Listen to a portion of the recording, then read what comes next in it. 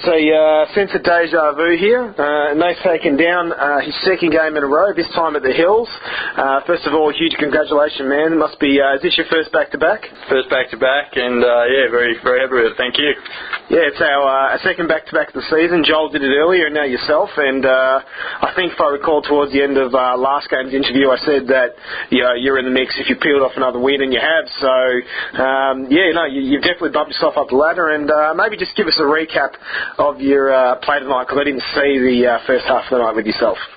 Yeah, no worries. Well, first half prior to the final table was pretty similar to last week, actually. I just was pretty consistent again in just slowly accumulating small pots.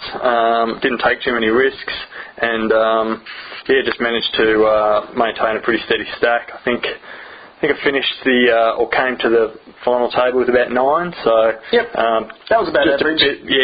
Just pretty much on average. No huge plays in the first half. Last game you said you caught cards and the cards you got dealt were above average. This time was it the same deal, or did you just double up in the right spots? Yeah, I think I'd have to say I got my share of cards again tonight. And then just managed to, dodged a few bullets. Just made some decisions not to play a couple of moderate sort of cards, and sort of paid off, because I would have got smashed just about every time I made that decision. So half the time it's, dodging those bullets that gets you through. And then final table, really pretty hectic play. It was a strange table for a long time. Yeah, early on it was fair few chips getting thrown around, and I just sort of made the decision early to just sort of try and duck my head and let a few people sort of pass me by, and sure enough, I think that period of no one really risking too much went for quite some time. It did, yeah. Everyone was pretty tentative, and then I think when Bruce took down yourself and Ian sort of really started to crack the table. Yeah, the bubble had burst by that stage. So, and I think Scott was looking pretty low at that point, and. But I mean, he got right back up. But he got up to like 24, and he was second chip leader at the table, if I counted correctly. So he was looking threatening for a while, and Bruce looked really threatening for a while, and then Tutt had the monster stack. And if I recall, at no time at the final table did you have the largest stack until obviously the end when it mattered. So you definitely made your run pretty sweetly at the end. And maybe just give a brief recap of the heads up against Tutt, because he seems to be your mortal enemy since your holiday. So maybe even tie that into the story a bit. Yeah, right. So, I guess up in Brampton it was the most ridiculous game of poker I've ever had the misfortune of participating in. Basically, Sean took the approach that he was going to play every single hand blind.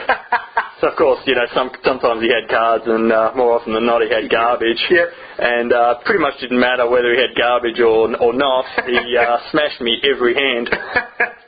This went on for about an hour.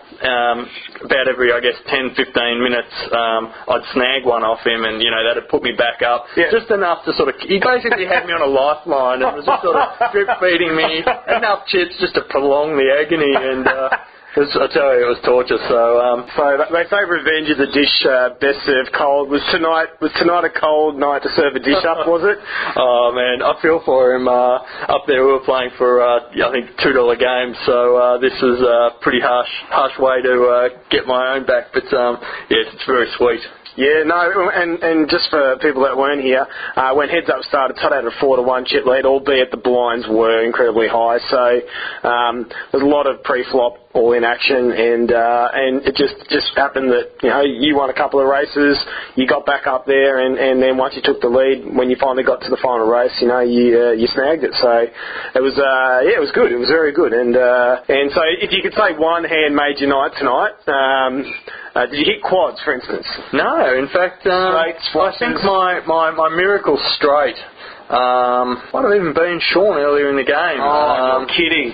So, Yeah, it was actually. I think it was when he had fours, and he was a mile in front, and I hit runner to make straight. So he had his chance early, and a bit of luck. That was definitely my sort of moment of luck that kept me in it. Yeah, I'd definitely be expecting some anthrax in the mail from Tut sometime during the week or something like that, because he's not going to forget this one. So I'm harping on a bit, Tut. I love the guy, so don't take this wrong, Tut. But no, it's it was good, and back-to-back's a great achievement. And like I said, you're back in the season, and it was besides that, it was a bit of an unusual table. There was Scott, who seems to be the perennial final table player, but everyone else seemed to be hasn't really seen that many final tables, probably with the exception of Bruce. So well done with the second win for the season, second win in a row, and kudos to Troy for putting together another great tournament. Great game. Thanks, Joe.